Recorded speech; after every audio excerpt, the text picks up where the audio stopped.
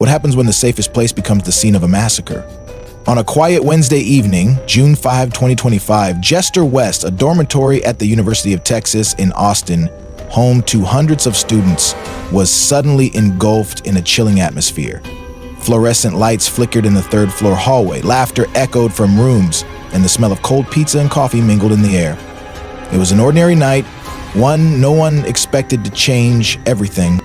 Then a scream shattered the calm. Sarah Mitchell, a sophomore biology major, stood frozen in room 312, hands trembling over her mouth. Her eyes were glued to the gap behind an old fridge in the corner. A foul stench rose, not of spoiled food, but of something far more horrifying. She stumbled back, heart pounding, as she saw a cold, pale hand protruding from the narrow space behind the fridge. Within minutes, the hallway, once alive with student chatter, descended into chaos. Footsteps thundered, panicked whispers spread, and fearful glances were exchanged. "What's going on?" someone shouted. "Call 911. Another voice trembled. Austin police arrived swiftly, sealing off the area, red and blue lights from patrol cars flashing through windows, staining the dorm walls red. But what had happened in that small room? Who lay motionless behind the fridge? And why? In a place as seemingly safe as a college dorm, was such a terrifying secret hidden? No one knew that behind friendly smiles, late-night study groups, and weekend parties, a darkness had quietly crept in, waiting to erupt.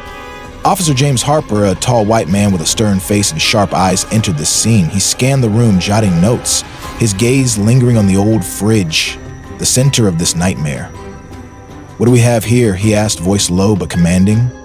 A sweaty crime scene tech replied, "Sir, a body stuffed behind the fridge. Looks like it's been there a few days." Harper nodded, his eyes sweeping the crowd of students outside. Who among them knew something? Who hid a secret behind those panicked faces? Unease surged within him, not just for the case, but a gut feeling this wasn't random. Sarah Mitchell sat huddled in a chair, clutching a hot cup of water from her roommate, still trembling. "I just wanted to clean," she whispered, voice choked. "I pulled the fridge out to dust, and then I saw it." She looked up, eyes red, at Harper. "Who could do this? Who would do this in our dorm?" The flickering fluorescent lights seemed to tremble with the room, as if shaken by the exposed secret. Death had come to Jester West, and not quietly. But where did this story begin? How did a place of youth, laughter, and hope become the stage for a horrific crime?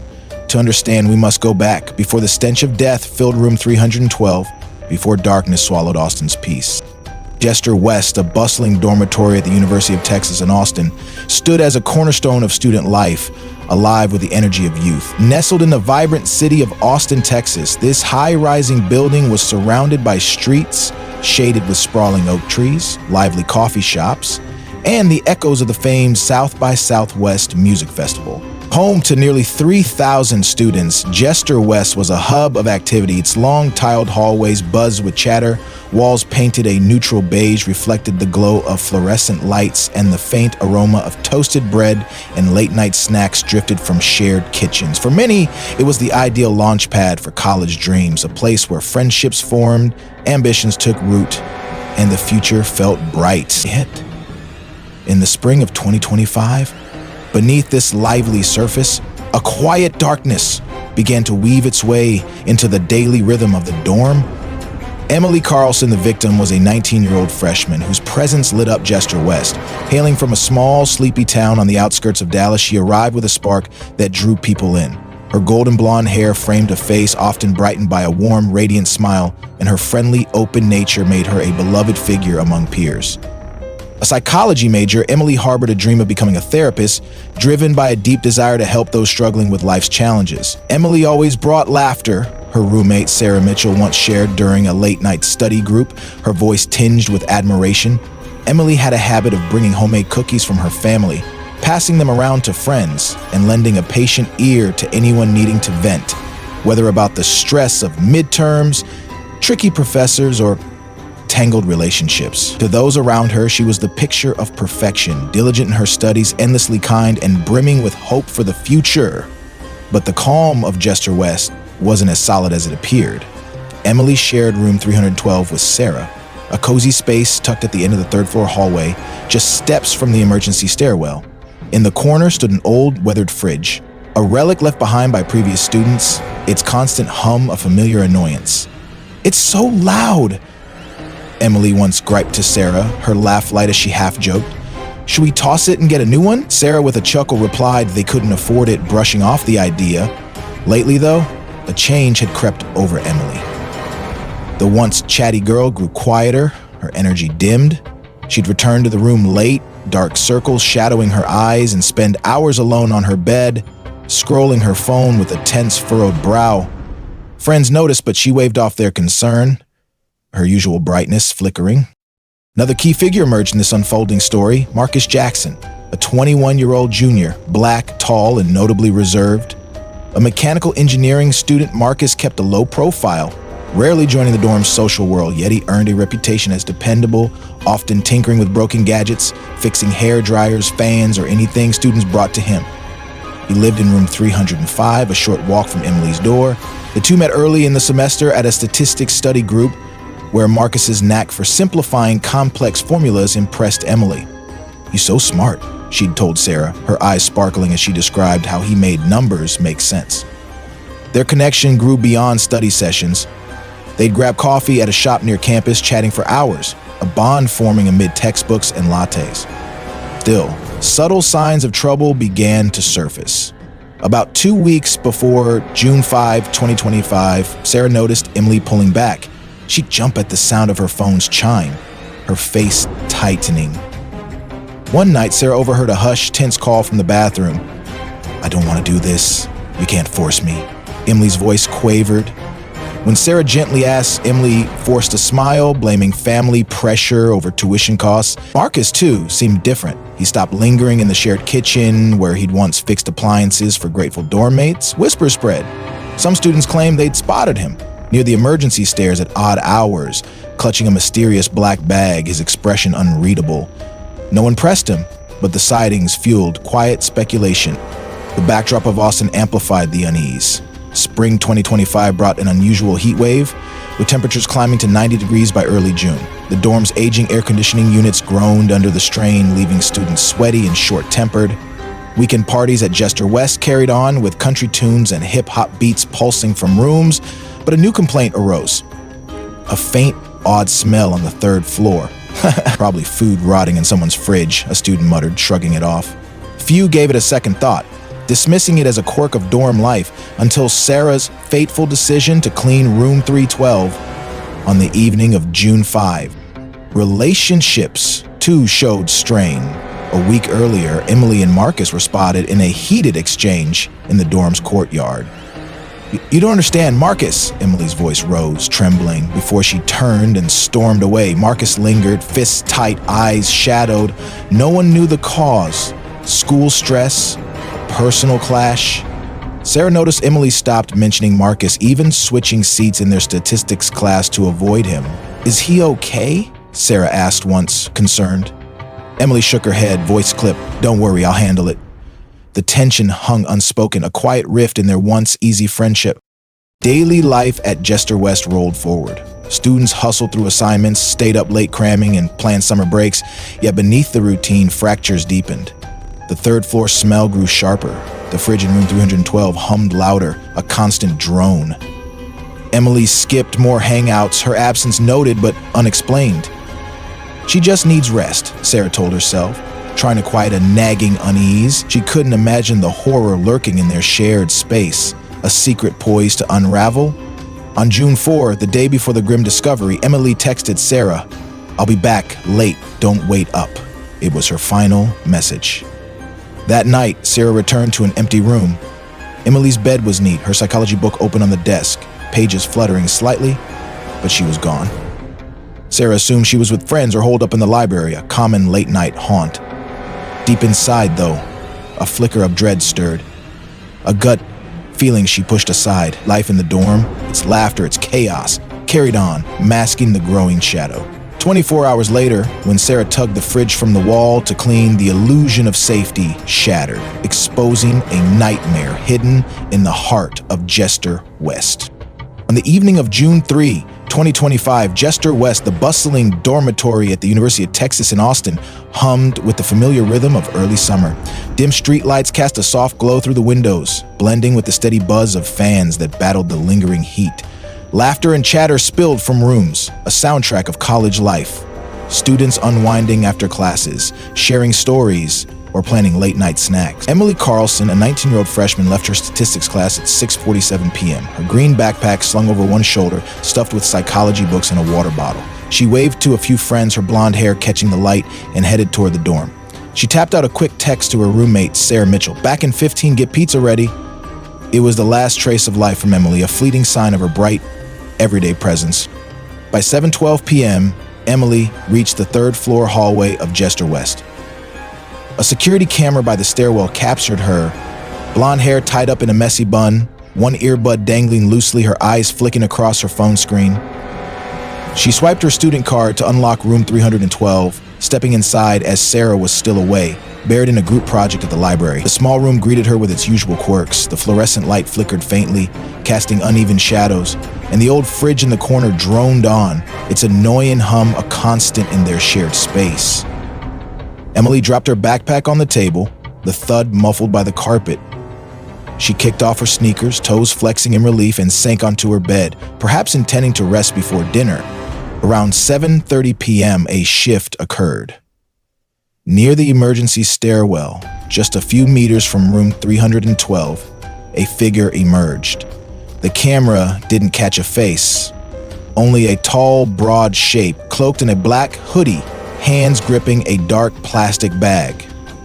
The hallway lay quiet, unusually still, as most students were off eating dinner or hunched over books. A faint clue of something amiss came at 7:38 p.m. The door to room 312 creaked open, then shut quickly, a sound sharper than the usual comings and goings. The student in the next room later told police, "I heard a light noise, like someone was in a hurry. I figured they forgot a book or something." No one lingered to check, the moment passing like any other in the dorm's busy flow. Time ticked on, and Emily never reappeared. At 8:15 p.m., Sarah sent a text, "Where are you? Pizza's cold!" The message went unanswered. Emily's phone, later discovered beneath her bed, held a final clue, a text from an unsaved number sent at 7:25 p.m., reading, "Meet in room now. Tell no one." Police would trace the signal, finding it stopped moving beyond room 312 after 7:40 p.m., as if Emily had vanished within those walls, her presence frozen in time. What unfolded between 7:38 and 8:00 p.m., the autopsy conducted later painted a grim picture. Emily was caught off guard, attacked with sudden force.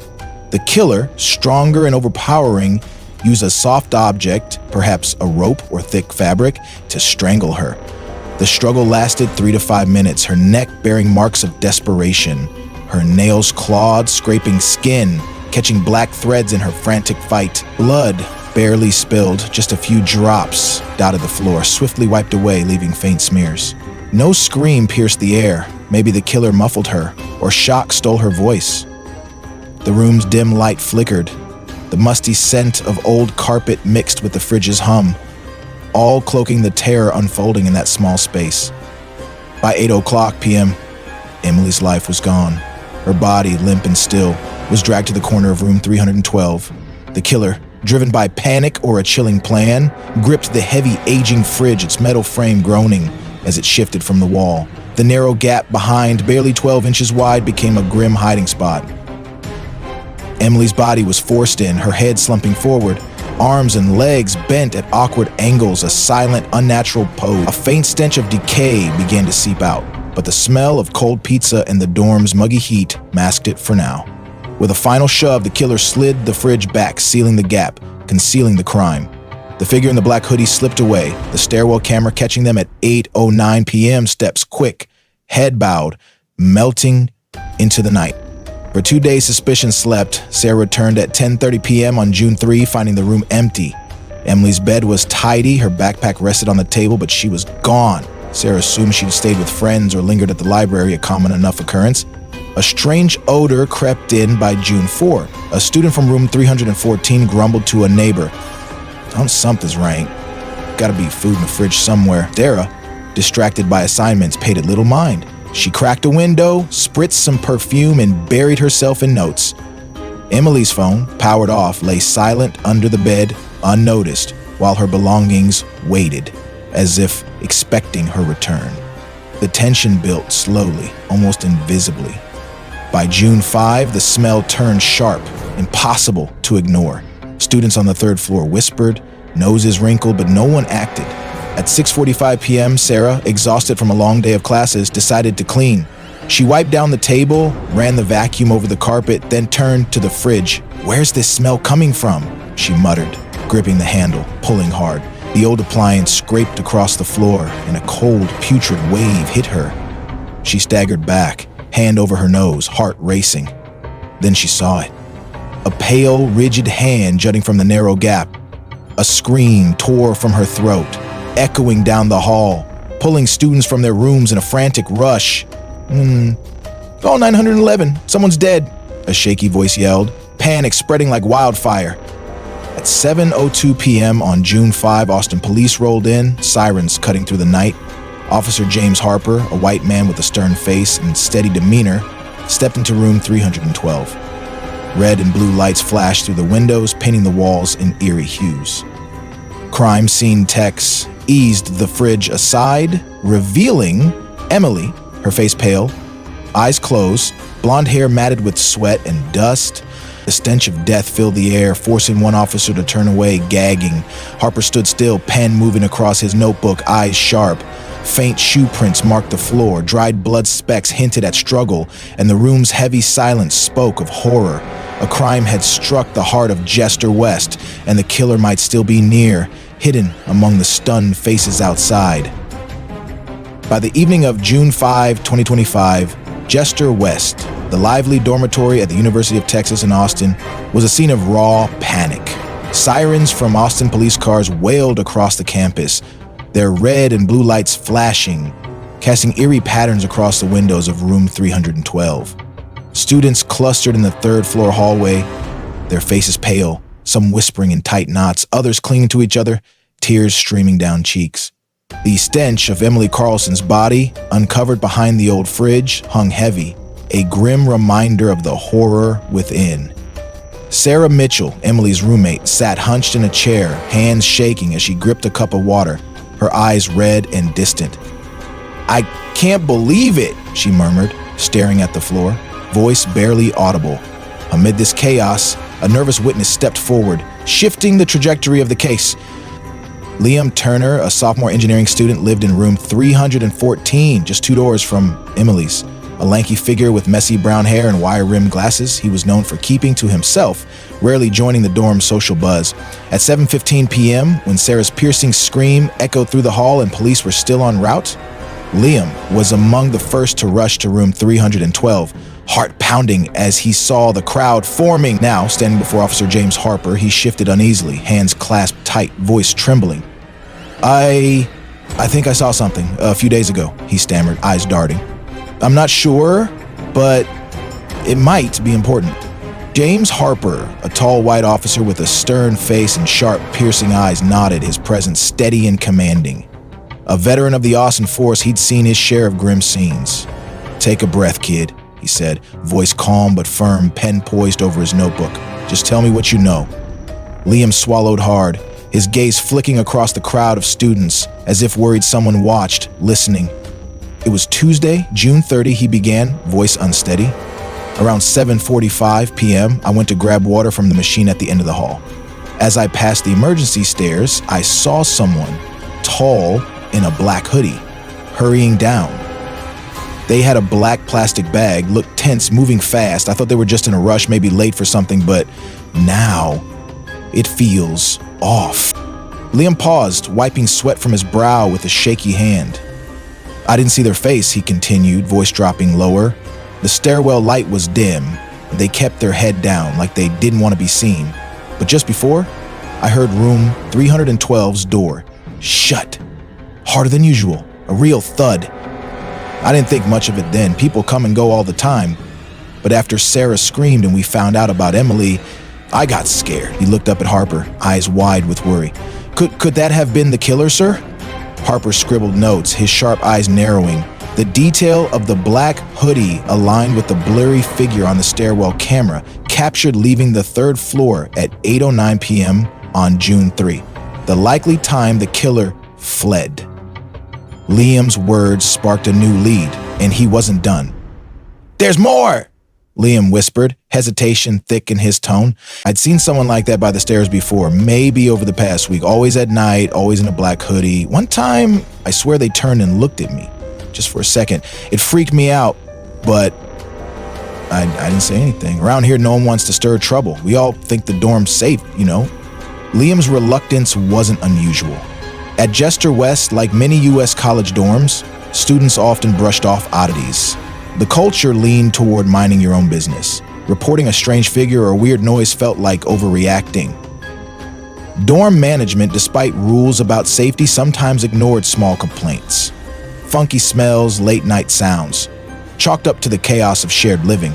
Liam, like others, had stayed quiet, afraid of seeming paranoid or causing a fuss. I figured it was just someone moving stuff or doing something normal, he told Harper, eyes dropping to the floor, guilt creeping in.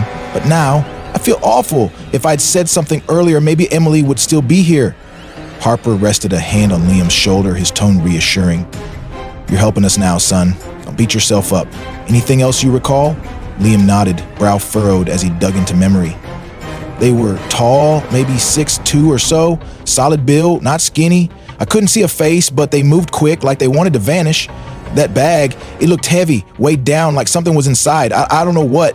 He trembled, voice cracking. Scared, sir. If they find out I talked to you, am I safe here? Harper jotted every word, his gaze sweeping the hallway, scanning the anxious faces of students. Liam's account was a turning point. The black hoodie, the heavy plastic bag, the repeated late-night appearances near the stairs, these painted a picture of intent, not chance. Harper turned to his team, voice clipped. Sweep the stairwell, check for fingerprints, fibers, anything left behind, pull every camera angle, match the times. An officer nodded, hurrying off to execute the order, boots echoing on the tile. Sarah, still hunched in her chair, caught snippets of Liam's story. She rose, legs shaky, and approached Harper, her voice thick with emotion. I remember something too, she said, tears welling. Emily? She was arguing with someone last week out in the courtyard. I didn't get a good look, but they were tall, wore dark clothes. She sounded upset, almost yelled, "You don't understand!" Then walked off. I asked her about it, but she wouldn't talk. I thought it was just a friend thing, nothing serious, but now, she covered her face, sobs breaking through. I should have pushed her to tell me more. Harper nodded, his unease deepening. A single thread, the hoodie figure, the odd bag, a heated fight, wove a new pattern. The case was no longer a fog of unknowns. The killer might be from within Jester West, someone familiar with its halls, its stairwells, its rhythms, someone who knew Emily's routine. But who? And why? The dorm's culture of silence, the hesitation of students to speak up, had let danger slip through the crack. Harper looked at Liam and Sarah, his voice steady. You've both been brave. We'll keep you safe. If anything else comes to mind, tell us right away. The shadows of Jester West were parting, and the search for the killer took on new urgency. By the morning of June 6, 2025, Jester West, the University of Texas dormitory in Austin, remained cloaked in tension. The air felt thick, heavy with the weight of tragedy. Austin police, led by Officer James Harper, a white seasoned veteran with 15 years on the force, had transformed room 312 into the heart of their investigation. Yellow crime scene tape stretched across the door, a stark barrier against the curious. The fluorescent lights flickered weakly, casting uneven shadows, and the faint, lingering stench of Emily Carlson's body, found behind the fridge, hung in the air. Harper stood in the center, notebook in hand, his sharp eyes tracing every detail. Faint shoe prints on the carpet, specks of dried blood near the fridge, and Emily's phone recovered from beneath her bed, silent but loaded with clues. The forensic team dove in with precision. The autopsy report delivered early that morning confirmed the grim timeline. Emily died around 7:40 p.m. on June 3rd, 2025 from strangulation. Marks on her neck pointed to a soft weapon, likely a rope or thick fabric used with brutal force. Under her fingernails, techs found tiny black threads and traces of skin, evidence of her desperate struggle. We need DNA results fast. Harper ordered, his voice steady and commanding, cutting through the room's unease. The samples, her threads and skin, were rushed to the Austin Police Department's lab, marked for urgent analysis, a top priority to crack the case. Security cameras offered the next lead. Footage from the emergency stairwell showed a tall figure in a black hoodie exiting the third floor at 8:09 p.m. on June 3, matching witness Liam Turner's account of a sturdy person with a black plastic bag, moving with purpose. Harper leaned in, eyes narrowed as he reviewed the grainy video. Check every camera on campus, main gate, hallways, parking lot. He told his team, track where they went after this. An officer dug deeper, finding a crucial clip. At 8:17 p.m., the same figure appeared in the dorm's parking lot, tossing a black plastic bag into a dumpster before vanishing into the night. Police retrieved it, revealing bloody rubber gloves and a short gray rope, its fibers matching the marks on Emily's neck. The evidence was mounting. Harper shifted focus to the students. Sarah Mitchell, Emily's roommate, was called to the dorm manager's office for questioning. She sat across from Harper, trembling, her eyes red from crying, hands twisting in her lap. Emily argued with someone last week, out in the courtyard, she said, voice breaking. I didn't see them clearly. Tall, in dark clothes. She was upset, almost shouted, "You don't understand," then stormed off. Harper leaned forward, pen moving. Any guesses? Who was close to Emily? Sarah hesitated, biting her lip, then whispered, Marcus Jackson. He studied with her, met her a lot, but I'm not sure. He's quiet, doesn't seem like a bad guy. Marcus Jackson, a 21-year-old junior, black and nearly 6'2", with a solid build, became a person of interest. Harper knocked on room 35, the door creaking open to reveal Marcus, his face calm but eyes dodging contact. Can I help, sir? He asked, voice even, almost too steady. Harper, keeping his tone neutral, replied, We're asking about Emily Carlson. When did you last see her? Marcus answered quickly. Tuesday, June 3, in statistics class around 6:30 p.m. Then I came back here, studied. Harper's eyes scanned the room. No black hoodie in sight, but a pair of sneakers on a shelf caught his attention, their soles eerily similar to the faint prints in room 312. The questioning pressed on. Were you out that night, near the stairwell? Harper asked, watching closely. Marcus shook his head. No, stayed in, ask my roommate, Jake. Jake, summoned, wavered. Marcus was here at 7:00 p.m., but I crashed early.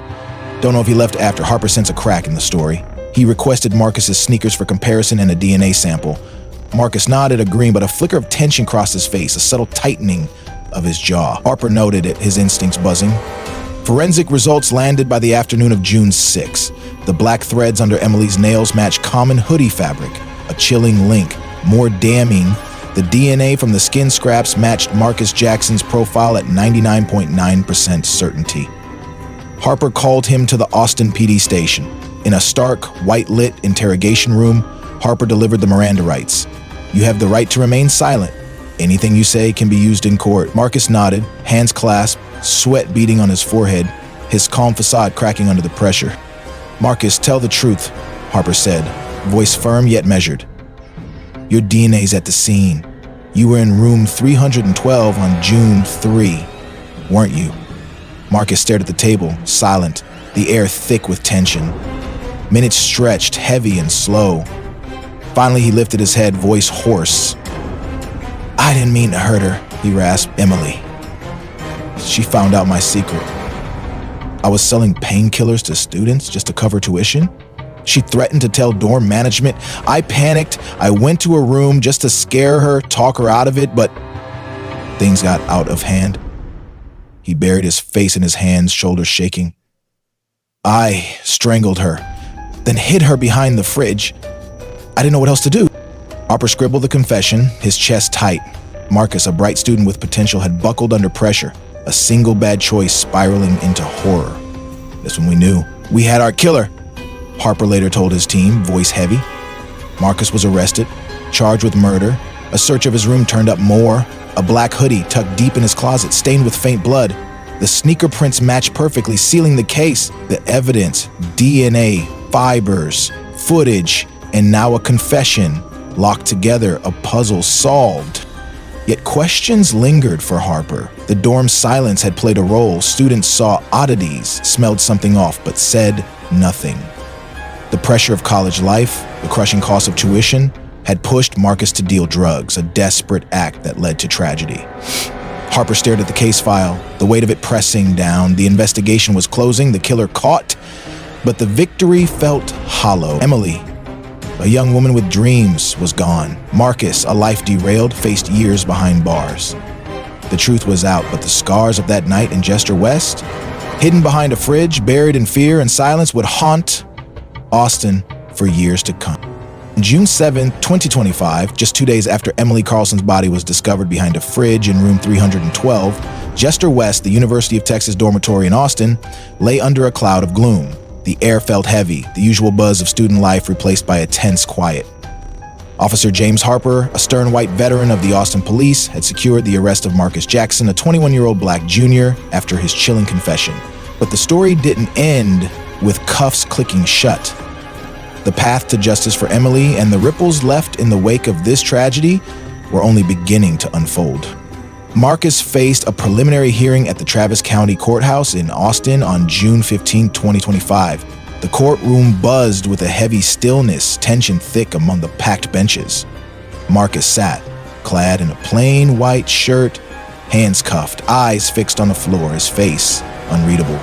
Prosecutor Laura Bennett, a sharp, determined woman, laid out the charge: first-degree murder. The evidence was ironclad. DNA from skin under Emily's nails matched Marcus. Black threads from his hoodie aligned with her struggle.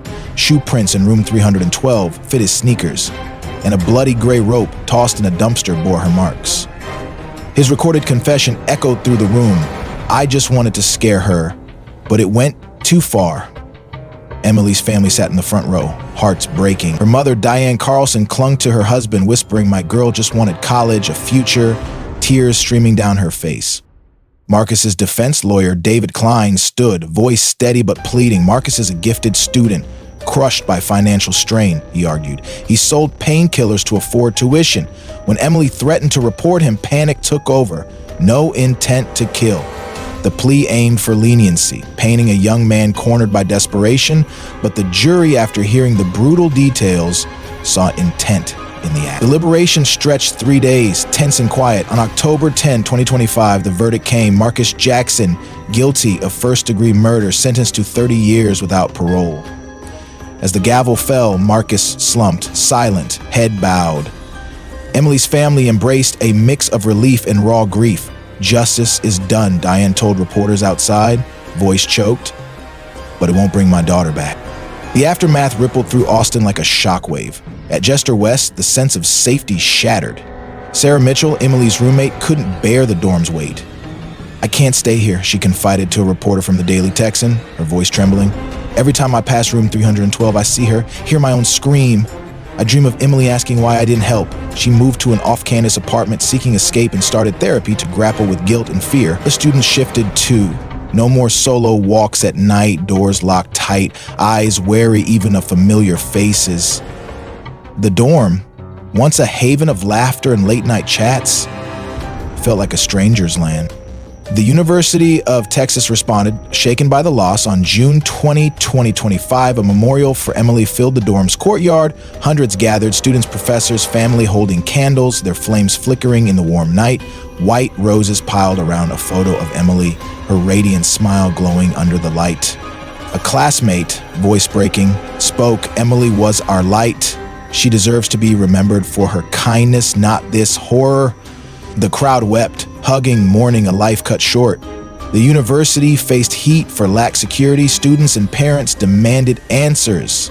In response, officials installed cameras in every hallway, added night patrols, and held safety talks, urging all to report anything odd, no matter how small. The case sparked a firestorm beyond the campus. The Austin American-Statesman ran a headline: "Death at Jester West, dorm security flaws exposed." Social media buzzed, posts on X and beyond questioning how a place meant for learning hid such danger. Voices pointed fingers, students stayed silent, management overlooked smells and oddities. Liam Turner, the witness, admitted to reporters, "I saw the hoodie guy. Didn't speak up. thought it wasn't my place. The debate widened. College costs, soaring tuition pushed kids like Marcus to extremes. Access to illegal painkillers fueled risky choices. Schools, some argued, failed to shield their own. The story of Room 312 became a call to rethink safety and support. Emily's family channeled grief into action. They launched the Emily Carlson Fund, a scholarship for psychology students. My daughter wanted to help people, her father, Robert Carlson, said, voice steady but eyes wet. We want her legacy to lift others chasing her dream. Donations poured in, thousands from Austin's community, a testament to the love and loss Emily left behind. Strangers, students, and locals gave, moved by her story, hoping to honor a bright spirit taken too soon. Officer James Harper, case closed, sat in his office staring at the file. The weight lingered. He thought of Marcus, a talented mind derailed by pressure, a bad choice spiraling to murder. He pictured Emily, young, hopeful, her future stolen in a brutal flash. We got the killer, he told a colleague, voice low, tired, but no one wins here. Not Emily's family, not Marcus, not anyone. He pondered the system, sky-high tuition stress piling on youth, driving some to dark edge. With more support, better checks have stopped this? The questions gnawed unanswered.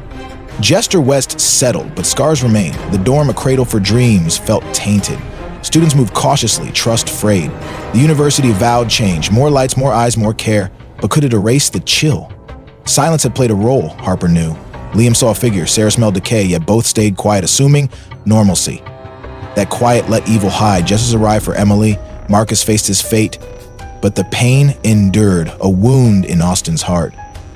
The deepest dread wasn't a stranger's hand. The killer had lived among them, studied with him, shared coffee and laughs. Marcus, a familiar face, carried a secret that turned deadly. Under Austin's oak trees, streetlights glowing, Emily Carlson's story lingered. A tragedy, a warning. Safety, once assumed, was fragile.